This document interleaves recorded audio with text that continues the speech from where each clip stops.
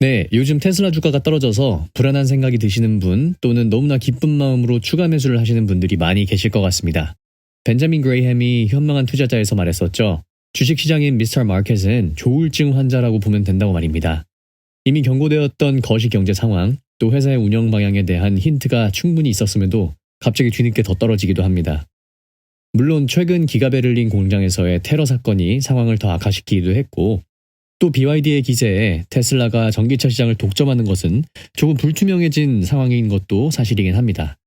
테슬라는 현재 영상 제작 시점으로 $160대를 횡보 중인데, 저는 개인적으로 또 한 번 이런 좋은 기회가 나오게 되어서 최대한 이 변덕스러운 시장의 조울증 증상을 잘 이용해 먹으려고 하고 있습니다.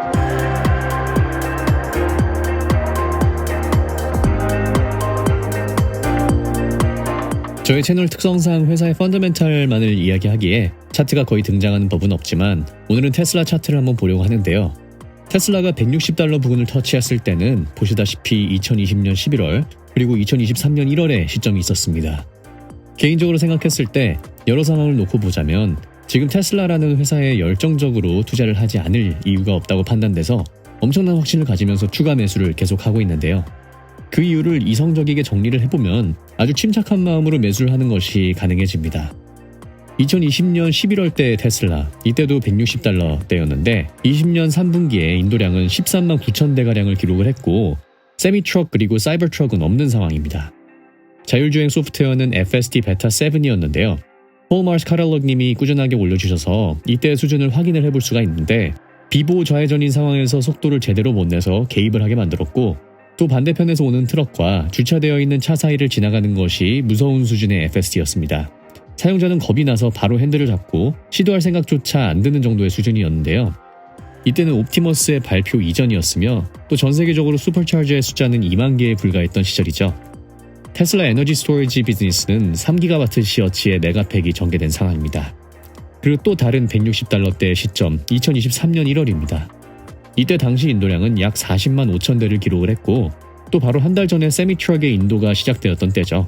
FSD 베타 버전 10.69이 나왔고 많은 발전이 있었지만 테슬라 팔로워라면 아시는 유명한 척후계의 6차선 비보호 좌회전을 막 해결하던 시절이었습니다. 옵티머스는 이제 막 프로토타입이 나와서 겨우 걸어다닐 때였고 또 슈퍼차저의 숫자는 꾸준하게 잘 성장해 나가면서 4만 2천 개를 돌파하기 시작했습니다.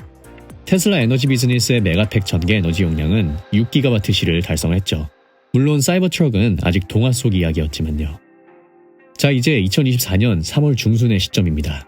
주가는 똑같이 $160인데 안개가 자욱하고 테슬라 미래의 청사진이 조금은 흐리게 보였을 수도 있는 특히나 2020년 11월 때의 상황과 비교를 해보자면 그때보다는 굉장히 많은 발전 사항들을 저희는 알고 있고 또 테슬라의 미래 윤곽이 더욱 선명하게 드러나 있는 상황이죠.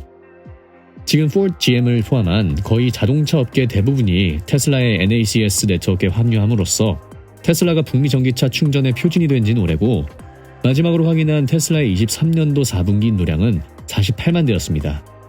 현재 X 커뮤니티에서 매일매일 엄청난 화제를 몰고 있는 FSD 버전 12.3의 운전 수준은 FSD7 그리고 FSD 10.69에 비교하면 정말 엄청난 성장을 했죠. 그렇게 불가능해 보였던 척후계 6차선 비보호 좌회전은 더 이상 이슈가 아니고 척후계 유튜브에서도 FSD 버전 11 이후로는 해당 비보호 좌회전에 대한 영상을 만들고 있지 않습니다. 당연할 정도로 쉽게 비보호 좌회전을 하게 되었으니까 말입니다.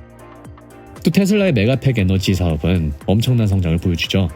6GWh였던 에너지 스토리지 용량이 14.7GWh로 2배 넘게 성장을 하게 되었는데 미 에너지 정보국의 통계에 따르면 미국에서 한 가구가 하루에 약 29kWh를 사용한다고 합니다. 이를 따져서 계산을 해보면 50만 가구에 거의 한 도시의 전기를 하루 종일 공급할 수 있는 양인데 무시하지 못할 규모입니다. 일로는 실제로 테슬라 에너지 비즈니스가 전기차 비즈니스를 뛰어넘을 것이라고 여러 번 시사한 적이 있죠. 사이버트럭은 어떤가요? 전 세계 탑 셀러브리티들이 의도적으로 사이버트럭을 타고 동네 마실을 나와서 파파라치에게 사진을 찍히고 있습니다.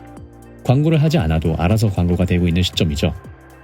또 옵티머스는 물론 아직 미래의 산업으로 보이긴 하지만 이 또한 엄청난 성장을 보여주고 있고 제가 지난 영상에서 언급드렸다시피 실질적으로 자율주행 로보택시보다 안전의 문제가 덜 민감할 수도 있는 휴머노이드 로봇은 그 보급의 시작이 생각했던 것보다 더 빨리 이루어질 수도 있습니다.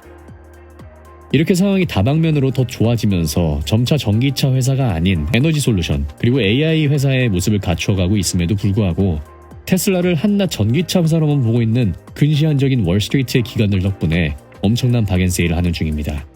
테슬라가 충분히 다른 비즈니스로도 엄청난 성장을 할 수 있겠다는 이 역량을 지난 3, 4년가의 성과를 보고도 정말 이렇게까지도 단순하게 회사를 판단할 수 있다는 것이 저는 개인적으로 신기할 정도입니다.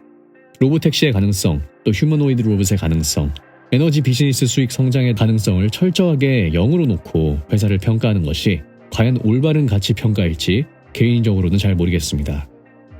철저히 테슬라를 전기차 회사로만 보고 있는 월스트리트의 입장에서 24년 1분기 인도량 예상치가 47만 대 정도인 것은 엄청나게 치명적인 뉴스일 수밖에 없을 것 같긴 합니다. 오히려 작년 4분기보다 더 감소를 하게 된 꼴이니까 말이죠. 일론 머스크는 이미 모델3 하일랜드의 업그레이드 때문에 공장 생산력이 떨어질 것이라고 언지를 주었고, 이에 더해 사이버 트럭의 이야기를 하면서 재무덤을 팠다라는 이야기까지 했습니다.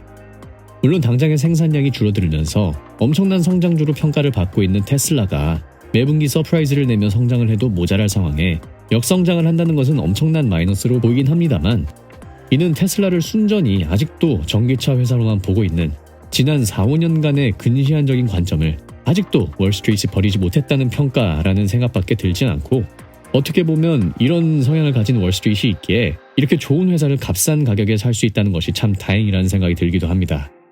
테슬라가 전기차뿐만이 아닌 로보택시, 로봇 대량 생산, 또 에너지 비즈니스 성장에 대한 믿음이 있으신 분들은 지금의 매몰차고 근시안적인 관점을 갖고 있는 이 시장 분위기를 잘 이용해야 한다고 생각합니다.